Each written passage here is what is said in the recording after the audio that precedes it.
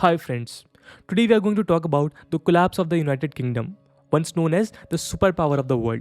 So how it is that the UK lost its global dominance, despite years of being the undisputed leader. This is the story of the mighty British Empire on which the sun was apparently never going to set. This was an empire that stretched from Europe, Asia, Africa, and America. Even today's superpower, America, was once a British colony.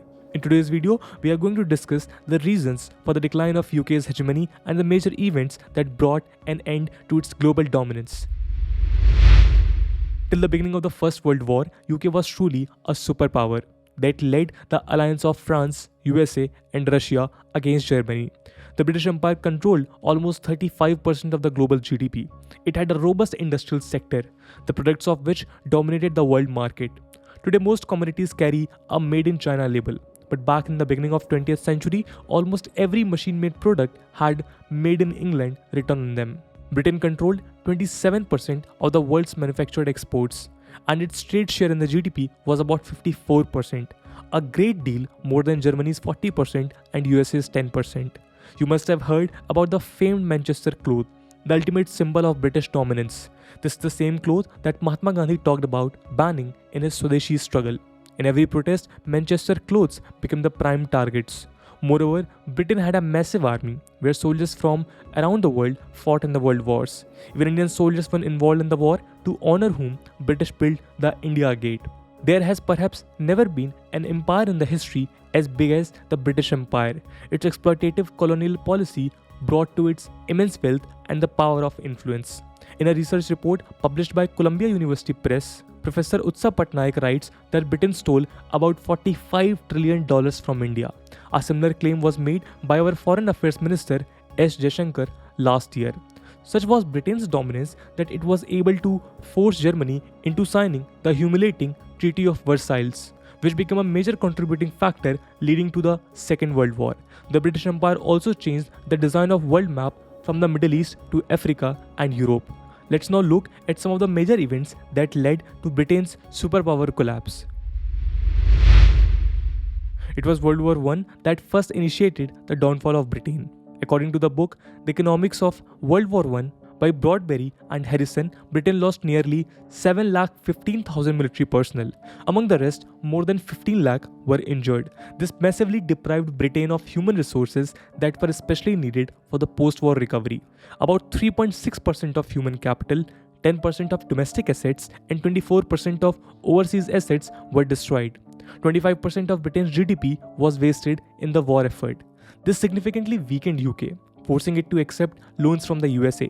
It is said that Britain received the majority of the $7 billion that was handed out by USA to the Allied powers. This war gave birth to a number of disputes like those in India and Iraq. Already battling financial problems, it was increasingly difficult for Britain to maintain its vast empire. Moreover, revolutionaries in India like Bhagat Singh, inspired by the Russian Revolution, were adding to Britain's woes. Young leaders like Subhash Chandra Bose and Jawaharlal Nehru radically demanded complete independence. After World War I, the Irish independence movement started in 1919, which further depleted British resources. Ireland became a free state in 1922. At the same time, the Bolshevik Revolution led to the establishment of Communist Soviet Russia, which was going to be Britain's major rival by supporting independence movements in British colonies around the world. Even though Britain and Soviet Russia supported each other in World War II, they remained involved in indirect confrontations in the preceding years.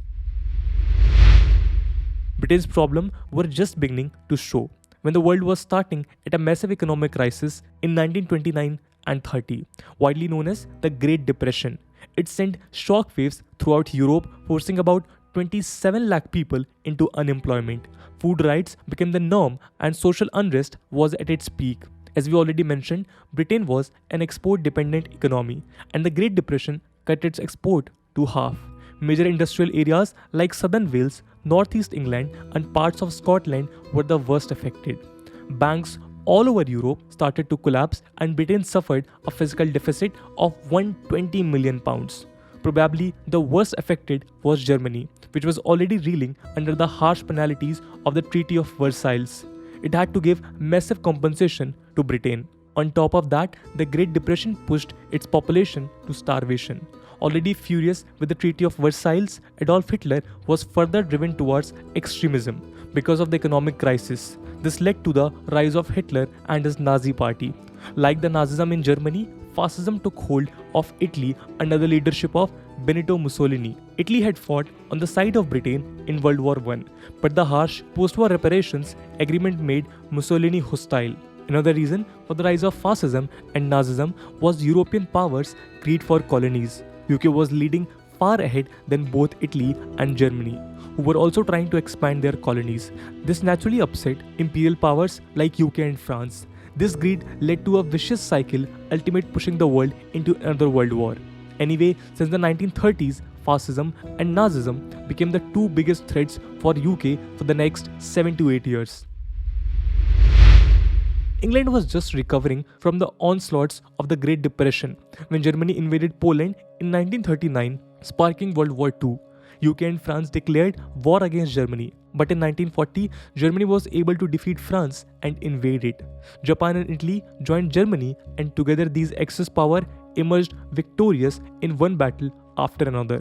According to an estimate, British exports further declined by 37%, forcing Britain to take a loan of about $3.7 billion from US.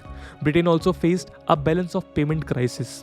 Anyway, the UK-led Allied powers, with support from the US and the USSR, won the Second World War, defeating the fascist forces. However, the losses accrued in the war were too high, this given how massive in scale the Second World War was compared to the First. In some ways, Britain had lost its leadership during this war. Power was now in the hands of USA's Franklin Roosevelt and USSR's Joseph Stalin, without whose support UK would not have been on the side of victory. These two powers emerged as the new superpowers that ultimately led to the end of Britain's global dominance. Post-World War II, the Cold War between US and USSR would go on for nearly 40 years, during which Britain was just reduced to USA's junior partner. Moreover, the political situation in Britain was such that it could no longer make security investments to maintain its colonies abroad.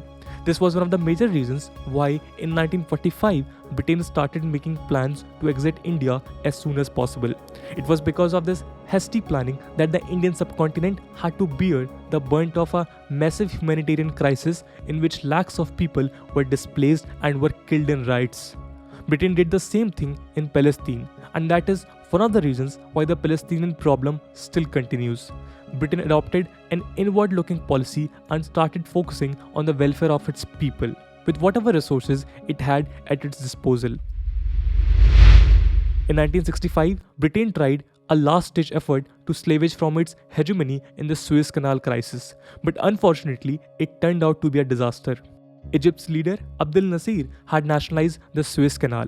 In a bid to regain its control, Britain attacked Egypt with the help of France and Israel. However, it was soon on its back foot under the international pressure from the UN, US and USSR.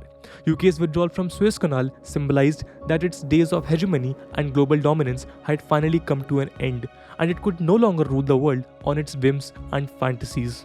During the 1960s, Britain lost its few remaining colonies. Unlike France, that was making its own defense equipment, Britain continued to be dependent on the US since the war years for its military supplies. Popular support for traditional colonialism and imperialism was lacking in the US, and therefore it contributed little to Britain's effort in maintaining the remaining colonies. The anti-colonial sentiment in America made it a neo-colonial power, which was indirectly involved in exploiting the resources of the smaller countries. Anyway, given USA's anti-colonial stand, British colonies around the world gained independence, including India. African and Caribbean countries followed Asia in the wave of decolonization. It was not possible for any already weakened Britain to fight these anti-colonial forces. Only a few territories were left, like Southern Rhodesia in Southern Africa. Here, in 1956, under the unilateral declaration of independence, a white minority formed the government. This led to Britain facing harsh criticism from the newly independent nations around the world. Finally, in 1979, Southern Rhodesia became an independent nation recognized internationally under the Lancaster House Agreement. Today, it is a part of Zimbabwe. To this is how British colonialism and its hegemony came to an end. Britain started resolving its domestic problems, which still persist even today. In 1973, UK joined the European Economic Community, the predecessor of the European Union. This briefly improved its condition. UK was able to gain access to the richest consumer market. Soon, however, Britain sank into an economic crisis and ended up taking loans from the international community. UK faced number of worker strikes and the speculations of a possible military coup were rife. But with Margaret Thatcher becoming the Prime Minister in 1979, the economic situation improved. Under Thatcher, London emerged as the premium financial centre and her well-planned budgetary policies stabilized the economy. However, given the budget constraints, Thatcher did not pay attention to Britain's infrastructure that rapidly deteriorated. Schools, hospitals, road and rail networks faced major crises.